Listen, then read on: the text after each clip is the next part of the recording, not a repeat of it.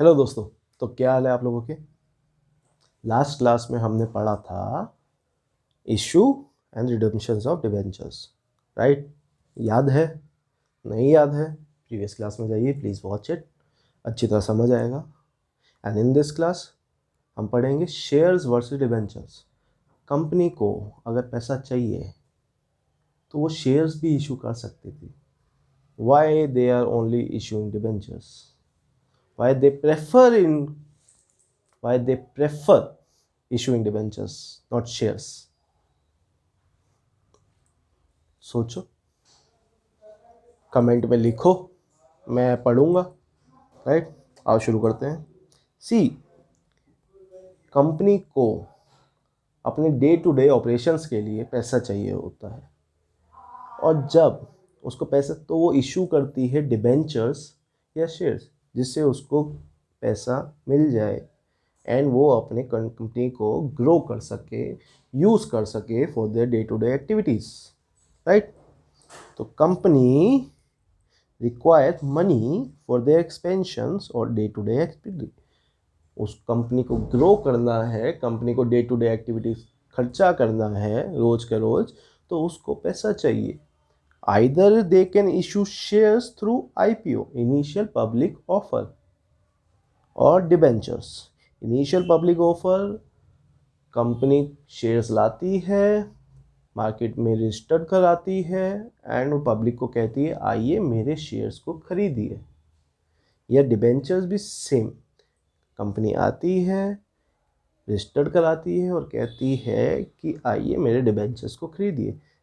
Last class में हमने इस ऐप पे देखा था, सूरत म्युनिसिपल कॉरपोरेशन कंपनी आई, 13 अक्टूबर को उन्होंने कहा कि हम डिबेंचर्स दे रहे हैं, 5 साल के लिए दे रहे हैं, आइए आप खरीदिए, right, and we can purchase. So why company shares issue नहीं करती ज़्यादातर, दे वांट कि डिबेंचर्स को इशू करके उनको कंपनी को पैसा मिल जाए। क्यों? So why company issues debentures when they can get money by issuing shares. उनको शेयर्स इशू करके भी तो पैसा मिल सकता था, उन्होंने डिबेंचर्स ही क्यों इशू किए? And what is the difference between debentures and shares? हमें डिफरेंस पता चल गया तो हमें पता चल जाएगा कि भैया वो शेयर्स को क्यों इशू नहीं कर रही, क्यों डिबेंचर्स को ज़्यादा प्रेफरेंस दी जा रही है पैसे लेने के लिए। Please ask from your teachers, why company issues debentures when they get money by issuing shares also. So let's talk about shares and debentures. This is the difference. When we go through this, we will get answer of all above questions. So let's start, right? So when we issue shares, right, I will purchase a share of a company, then I will be the owner of that company. मैं एक भी share purchase करूँगा, मेरे पास ownership rights आ जाएंगे उस company के जिसका मैंने शेयर्स परचेज किया है। बट अगर मैं उस कंपनी का किसी का डिबेंचर्स परचेज करता हूँ, ठीक है, let's say this is the debentures, और मैंने ये परचेज कर लिए हैं और मैंने उनको पैसे दे दिए हैं, तो मेरे पास कोई ओनरशिप राइट नहीं आएंगे। बट अगर ये एक शेयर होता जिस कंपनी से मैंने परचेज़ किया है, तो मेरे पास उस कंपनी के ओनरशिप राइट्स हैं, मैं उस कंपनी के वर्क में दखल दे सकता हूं कि मुझे ऐसा नहीं ऐसा करो, मुझे ये ला के दो, मुझे आपकी बैलेंस शीट क्या है, आपने मुझे सब प्रोवाइड करो, मैं देखना चाहता हूँ, तो मेरे पास ओनरशिप राइट्स आ जाएंगे। Yes, you will get a ownership right of the company you invest, जिसमें मैं पैसा डालूंगा। बिकॉज शेयर्स क्या होते हैं, पार्ट होते हैं ऑन कैपिटल के। बट वेयर इज डिबेंचर्स, मेरे पास ओनरशिप राइट नहीं आएंगे। क्यों? क्योंकि this is the just a instrument that acknowledge that कि मैंने उधारी, उस कंपनी ने उधारी ली है मेरे से, ये सिर्फ एक्नॉलेज करेगा और कुछ नहीं, ठीक है। This that is a part of borrowed capital, की कंपनी ने उधारी ली है मेरे से, उधारी, बोरोड कैपिटल, ठीक है। अब रिटर्न्स की बात करते हैं।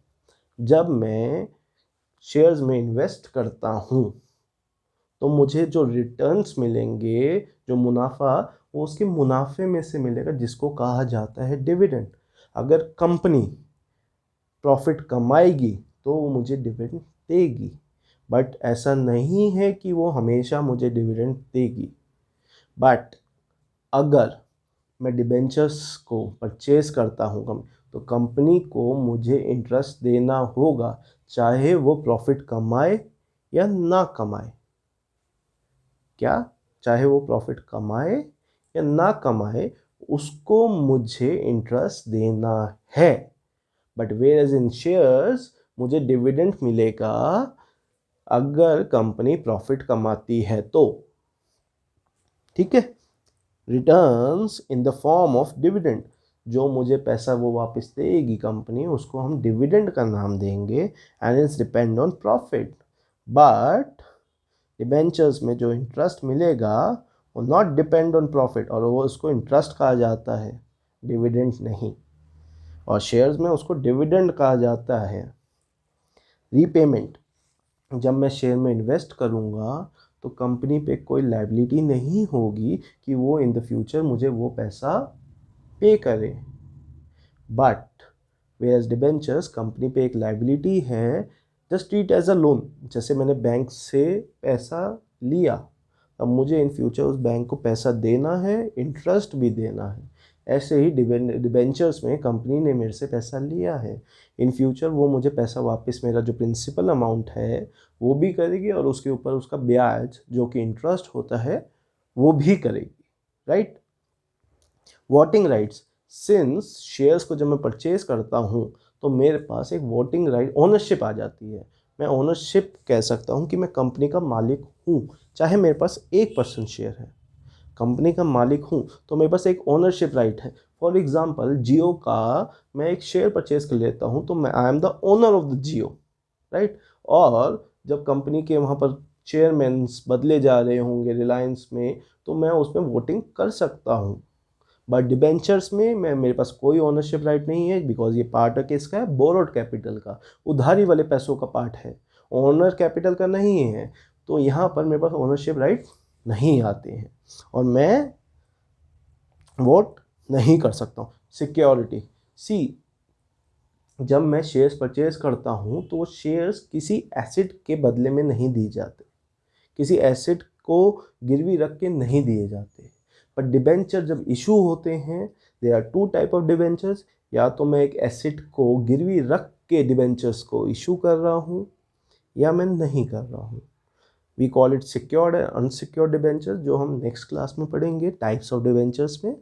बट यहाँ पर डिबेंचर्स को हम कैरी करते हैं चार्ज, गिरवी, चार्ज मतलब गिरवी, over N asset of a company. ठीक है, हमने एक एसेट के बदले में डिबेंचर्स इशू किए। अगर मैं कंपनी में मुझे पैसा वापस नहीं कर पाती इन फ्यूचर, तो कंपनी को उस एसेट को बेचना पड़ेगा कि मेरा पैसा वापस कर सके। There is a charge created on an asset of a company when we are issuing a debentures. Convertibility, good question. Shares जो हैं वो किसी और में कन्वर्ट नहीं हो सकते, किसी और में मतलब डिबेंचर्स में नहीं होंगे, पर डिबेंचर्स जो हैं वो शेयर्स में कन्वर्ट हो सकते हैं, और वो आपके इंस्ट्रूमेंट में लिखा होगा कि these are the convertible debentures, these are non convertible debentures.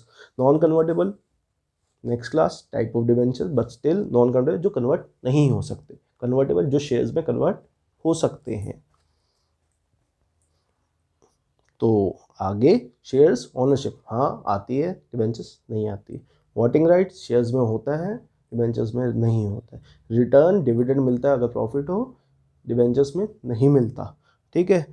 Repayment, shares में कोई रीपेमेंट नहीं होती, लेकिन डिबेंचर्स में रीपेमेंट करनी पड़ेगी। कन्वर्टेबिलिटी, डिबेंचर कन्वर्ट हो सकते हैं, शेयर्स कन्वर्ट नहीं हो सकते। सिक्योरिटी, कोई एसेट को चार्ज नहीं रखना पड़ता डिबेंचर इशू करने के लिए, शेयर्स को इशू करने के लिए कोई एसेट को चार्ज नहीं रखना पड़ता, बट डिबेंचर इशू करने के लिए हमें एसेट को चार्ज करना पड़ता है। There is a charge over asset. Hopefully आपको समझ आया होगा। अब क्वेश्चंस में आते हैं। डिफरेंस हमने पढ़ लिया, done, right? But the question still left. Company issue क्यों करती है डिबेंचर जबकि हम शेयर्स से पैसा ले सकते हैं? क्या आप चाहोगे आपकी कंपनी का ओनरशिप राइट किसी और पे भी चला जाए, चाहे थोड़ा सा बट चला जाए, कुछ परसेंटेज? सेम, जब हम शेयर्स को इशू करते हैं तो सामने वाला पर्सन अगर एक भी शेयर खरीदेगा तो उस पर ओनरशिप राइट रहता है। और कोई भी कंपनी नहीं चाहती है किसी पर भी ओनरशिप राइट चला जाए, बिकॉज अगर ज़्यादा ओनरशिप राइट चला गया तो कंपनी के इंटरनल मैटर पे अपने डिसीजंस दे सकता है और कंपनी के इंटरनल मैटर अफेक्ट हो सकते हैं। This is the answer. Hopefully आपको इस क्वेश्चन का समझ आया हो। बिकॉज ओनरशिप राइट चला जाता है when we purchase a share, पर डिबेंचर्स में नहीं जाता, तो हम डिबेंचर्स को ज़्यादा प्रेफर करते हैं। होपफुली आपको समझ आया हो। I will meet you in next class. Bye bye. See you.